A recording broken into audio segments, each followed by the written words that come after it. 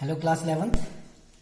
आज का जो हमारा टॉपिक है वो हम द्रव्य की अवस्थाओं वाले चैप्टर से हम पढ़ेंगे, जिसमें हम बात कर रहे थे कि जो अंतरा आणविक बल है, जो दो अणुओं के बीच में कार्यरत जो बल होते हैं उनके यानी वो बल कितने प्रकार के होते हैं उस बारे में हम बात कर रहे थे। जिसमें कल हमने पहला जो फोर्स था पहले प्रकार का वो हमने पढ़ा, जिसको हम कहते थे डायपोल डायपोल इंटरेक्शन, द्विध्रुव द्विध्रुव आकर्षण बल। आज हम अपने दूसरे प्रकार के आकर्षण बल के बारे में बात करने वाले हैं, जो है आयन द्विध्रुव आकर्षण बल। तो दूसरे प्रकार का जो आकर्षण बल होता है जिसे हम कहते हैं आयन द्विध्रुव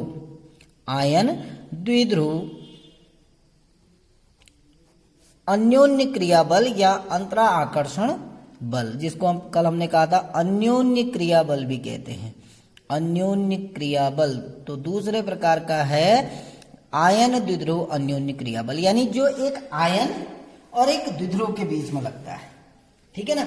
ये बल जो कार्य करेगा, ये ध्यान रखना, ये बल एक आयनिक यौगिक, ये बल कार्य करता है एक आयनिक यौगिक या आयनिक अणु, और दूसरा जो है सहसंयोजी अणु के बीच में कार्य करता है। और सहसंयोजी अणु भी कैसा होना चाहिए, वो उसकी प्रकृति कैसी होनी चाहिए, उसकी प्रकृति ध्रुवीय होनी चाहिए।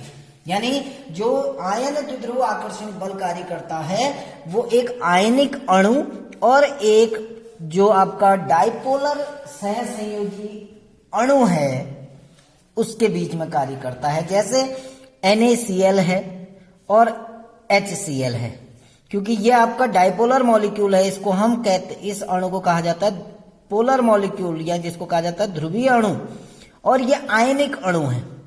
तो ये जो बल कार्य करेगा वो एक आयनिक अणु यानी जो आयनों से मिलकर बना रहता है आयनिक अणु, और दूसरे किसी डाइपोलर मॉलिक्यूल के बीच में कार्य करता है, जैसे जल है, HCl है आदि। ठीक है ना। तो जैसे नाम से ही पता चल रहा है, जिसको हम आयन द्विध्रुव अन्योन्य क्रिया से कहते हैं, यानी ये आयनों और किसी डाइपोलर मॉलिक्यूल के बीच में कार्य करता है। जैसे हम एक उदाहरण लेते हैं, माना नमक को जब हम पानी में घोलते हैं, हम जब नमक को जल में घोलते हैं तो उससे क्या होता है। देखिए, नमक को जैसे ही पानी में घोलते हैं, ये नमक है सपोज करो, तो जब हम इसको जल में घोलेंगे तो नमक सबसे पहले अपने आयनों में वियोजित होता है, Na पॉजिटिव और Cl नेगेटिव में। अब होता क्या है कि ये जो आयन है Na पॉजिटिव और Cl नेगेटिव, ये आयन जल के अणुओं द्वारा घेर लिए जाते हैं। देखिए इस तरीके से, यानी कहने का मतलब है जो आयन का जो पॉजिटिव सिरा है वो जल के ऋणात्मक सिरे द्वारा आकर्षित कर लिया जाता है, और आयन का जो नेगेटिव आयन है, जैसे यहां पर तो क्या होगा, ये इस डाइपोलर मॉलिक्यूल का जो नेगेटिव एंड है और आयन का जो पॉजिटिव एंड है उनके बीच में एक आकर्षण बल कार्य करने लगता है। ये नेगेटिव एंड है इस जल के अणु का, ये आयन पॉजिटिव आयन है, इसके बीच में एक आकर्षण बल कार्य करता है। ऐसे यहां भी एक आकर्षण बल कार्य करेगा, एक आकर्षण बल आपका इधर भी कार्य करेगा। तो ये जो आकर्षण बल है, क्योंकि ये एक आयन और एक डाइपोलर मॉलिक्यूल के बीच में कार्य कर रहा है, एक द्विध्रुव अणु के बीच में कार्य कर रहा है, इसीलिए इसको हम कहते हैं आयन द्विध्रुव अन्योन्य क्रिया बल। तो आयन द्विध्रुव अन्योन्य क्रिया बल, जैसे कि नाम से ही पता है कि ये आयन और जो पोलर मॉलिक्यूल है उनके बीच में कार्य करते हैं। कि जो डाइपोलर मॉलिक्यूल है जो आपका, उसके विपरीत आवेशित सिरे की ओर आकर्षित होते हैं। ये जो आयन है, ये धनायन इस डाइपोलर मॉलिक्यूल के ऋणात्मक सिरे की ओर आकर्षित होता है, और जो ऋणायन है, जैसे मैं यहां पर बना रहा हूं, देखिए ये Cl नेगेटिव है, जो ऋणायन है वो डाइपोलर मॉलिक्यूल के जो पॉजिटिव सिरा है उसकी ओर आकर्षित होता है इस तरीके से। तो जो डाइपोलर मॉलिक्यूल है उसका जो पॉजिटिव एंड है, उसका जो धनात्मक सिरा है वो आयन के ऋणात्मक सिरे की ओर आकर्षित होता है। जैसे ये सब पॉजिटिव हाइड्रोजन जो है उस पर पॉजिटिव चार्ज है सब पे, तो यहां पर क्या होगा कि ये जो नेगेटिव आयन है ये पॉजिटिव हाइड्रोजन द्वारा आकर्षित हो जाएगा और इनके बीच में बल कार्य करने लगेगा। इसी बल को हम कहते हैं आयन डाइपोल आकर्षण बल, आयन द्विध्रुव आकर्षण बल। ठीक है ना। अब यह आकर्षण बल कितना प्रबल होगा, इस आकर्षण बल की जो प्रबलता है वो दो कारकों पर निर्भर करती है, दो फैक्टर्स होते हैं, ठीक है ना। पहला फैक्टर क्या होता है कि जो आकर्षण बल है वो कितना प्रबल होगा या कितना दुर्बल होगा। पहला वो निर्भर करता है कि जो आवेश है, ठीक है ना, कितना आवेश है, आवेश की मात्रा पर और आयन के आकार पर निर्भर करता है, आयन के आकार पे। तो दो कारकों पर निर्भर करता है, पहला आयन पर उपस्थित आवेश और आयन के आकार पर। कि जैसे जो पॉजिटिव आयन है, नेगेटिव आयन है, हमें पता है उन पर आवेश समान होते हैं।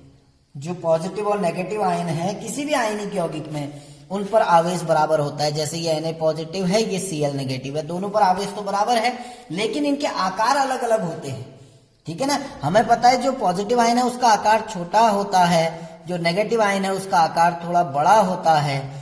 तो कहने का तात्पर्य यह है कि जो छोटे आकार का जो आयन है, आकार यदि आयन का छोटा है, जो पॉजिटिव आयन अपने छोटे आकार के कारण ऋणायनों की अपेक्षा अधिक प्रबलता से अन्योन्य क्रिया करते हैं। यानी जो ये आकर्षण बल कार्य कर रहा है, ये आकर्षण बल अधिक होगा क्योंकि इसमें Na पॉजिटिव आयन का आकार छोटा है। आवेश तो बराबर है दोनों पे, लेकिन क्योंकि Na पॉजिटिव का आकार छोटा है तो Na पॉजिटिव और जल के अणुओं के बीच में जो इंटरेक्शन फोर्स लगते हैं, जो अन्योन्य क्रिया बल लगते हैं, वो थोड़ा ज्यादा प्रबल होते हैं, ठीक है ना। उदाहरण मैंने आपको बता दिया कि NaCl, यानी जब हम नमक को पानी में घोला जाता है, क्रिस्टलीय जो लवण है जिसको हम नमक कहते हैं, उसको जल में घोला जाता है, तो उनके मध्य आयन डाइपोल इंटरेक्शन होने लगता है, क्योंकि सोडियम क्लोराइड जल में घुलने के पश्चात अपने आयनों में टूट जाता है Na पॉजिटिव और Cl नेगेटिव में। और ये Na पॉजिटिव और Cl नेगेटिव जल के अणुओं द्वारा इस प्रकार घेर लिए जाते हैं कि जो पॉजिटिव आयन है वो जल के ऋणात्मक सिरे के साथ अन्योन्य क्रिया करता है, और जो क्लोराइड आयन है Cl नेगेटिव, वो जल के पॉजिटिव आयन के साथ इंटरेक्शन करता है, अन्योन्य क्रिया करता है, ठीक है ना। अब हम अपने तीसरे प्रकार के आकर्षण बल की ओर जाते हैं, और तीसरे प्रकार का आकर्षण बल है आयन प्रेरित द्विध्रुव आकर्षण बल। आयन प्रेरित द्विध्रुव आकर्षण बल, द्विध्रुव आकर्षण बल। अब द्विध्रुव का मतलब क्या है ये समझना। द्विध्रुव मतलब होता है जिसके दो पोल होते हैं, हमने पहले से भी पढ़ा है। द्विध्रुव किन अणुओं का डाइपोल होता है, जो अणु कैसे होते हैं, पोलर होते हैं। यदि कोई अणु आपका पोलर है, कोई अणु ध्रुवीय है, तो उसमें एक निश्चित ही डाइपोल मूवमेंट होगा, एक उसका द्विध्रुव आघूर्ण होगा। लेकिन यदि कोई नॉन पोलर मॉलिक्यूल है, नॉन पोलर मॉलिक्यूल यानी जो अध्रुवीय अणु होते हैं, अध्रुवीय अणुओं का कोई भी डाइपोल मूवमेंट नहीं होता है, उनका कुल द्विध्रुव आघूर्ण शून्य होगा। तो यहां पर क्या होता है, ये जो आकर्षण बल है, देखिए नाम से ही हमको पता है आयन प्रेरित द्विध्रुव आकर्षण बल। इसमें आयन द्वारा किसी अध्रुवीय अणु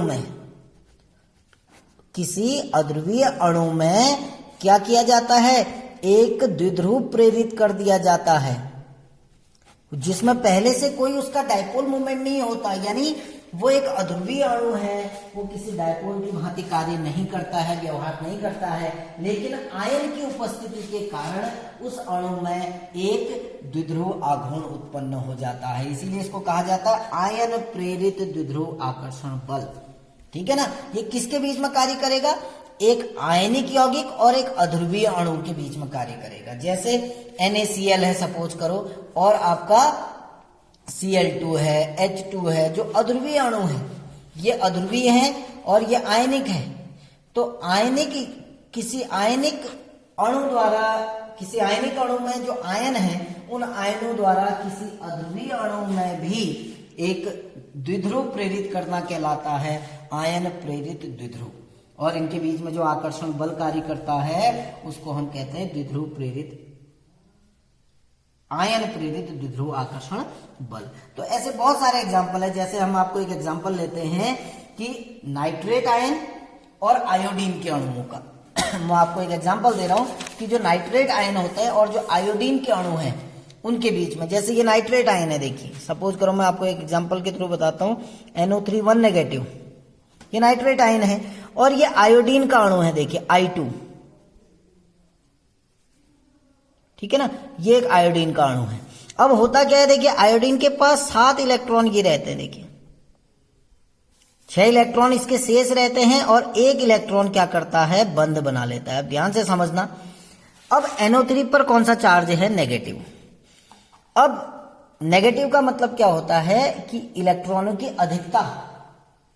अब क्योंकि इस आयोडीन के चारों ओर इलेक्ट्रॉन बचे हुए हैं, 6 इलेक्ट्रॉन शेष हैं, तो इस आयोडीन के चारों ओर भी यानी ऋणावेश का मान बहुत ज्यादा है। ध्यान से समझना। अब जब ये दो अणु एक दूसरे के सम्मुख आते हैं, देखिए ये NO3 का अणु, NO3 1 नेगेटिव का जो आयन है, और जैसे ही ये इसके सम्मुख आएगा, ध्यान से समझना, जैसे ही ये आयन इस अध्रुवीय अणु के सम्मुख आएगा, ये एक अध्रुवीय अणु है, तो ये भी ऋणावेश है और इलेक्ट्रॉन पे भी कौन सा आवेश होता है, ऋणावेश। तो ये जो NO3 का जो ऋणावेश है, ये इन इलेक्ट्रॉनों को प्रतिकर्षित करेगा, क्योंकि हमें पता है कि जो समान आवेश होते हैं वो हमेशा एक दूसरे को क्या करते हैं, प्रतिकर्षित करते हैं। तो जैसे ही ये नाइट्रेट आयन इस आयोडीन अणु के सम्मुख आएगा, ये क्या करेगा, इस आयोडीन के चारों ओर जो इलेक्ट्रॉन है उनको प्रतिकर्षित करेगा, और ये इलेक्ट्रॉन कहाँ की ओर को चले जाएंगे, दूसरे सिरे की ओर चले जाएंगे। और जब ये इलेक्ट्रॉन दूसरे सिरे की ओर जाएंगे तो इस सिरे पर इलेक्ट्रॉनों की संख्या बढ़ जाएगी, बढ़ेगी ना, और इस सिरे पर इलेक्ट्रॉनों की संख्या कम हो जाएगी। यहाँ जब यहाँ इलेक्ट्रॉन कम हो जाएंगे तो इस पर धनावेश आ जाएगा, जहां इलेक्ट्रॉन ज्यादा हो जाएंगे वहां ऋणावेश आ जाएगा। तो पहले इस अणु पर कोई धनावेश कोई ऋणावेश नहीं था, क्योंकि ये डायपोल की तरह कार्य नहीं कर रहा था। लेकिन जैसे ही नाइट्रेट आयन इसके सामने आया, इस नाइट्रेट आयन ने इलेक्ट्रॉनों को प्रतिकर्षित करके दूसरे सिरे की ओर फेंक दिया, तो दूसरे सिरे पर इलेक्ट्रॉनों की संख्या बढ़ गई, जिससे वहां ऋणावेश आ गया और यहाँ धनावेश आएगा। तो इस आयन के कारण इस अध्रुवीय अणु में एक द्विध्रुव प्रेरित हो गया, पहले नहीं था। जैसे ही नाइट्रेट आयन सामने आया तो उसके अंदर एक इंड्यूस हो गया, एक डायपोल इंड्यूस हुआ, इसलिए इसको कहा जाता है आयन इंड्यूस्ड डायपोल मूवमेंट, या ion induced dipole interaction forces कहा जाता है, आयन प्रेरित द्विध्रुवाकर्षण बल। यानी उस आयन के कारण उस अध्रुवीय अणु में भी एक डायपोल आपका इंड्यूस हो गया, एक द्विध्रुव प्रेरित हो गया, इसीलिए इसको कहा जाता है आयन प्रेरित द्विध्रुव आकर्षण बल। ठीक है ना। तो हमने आज 2 प्रकार के आकर्षण बलों के बारे में पढ़ा, इसको आप अपनी कॉपी में नोट करेंगे और बुक में इसको ध्यान से पढ़ेंगे। अगर कहीं पर फिर भी कोई समस्या आती है तो आप लोग फिर मुझसे क्वेश्चन पूछ सकते हैं। Thank you.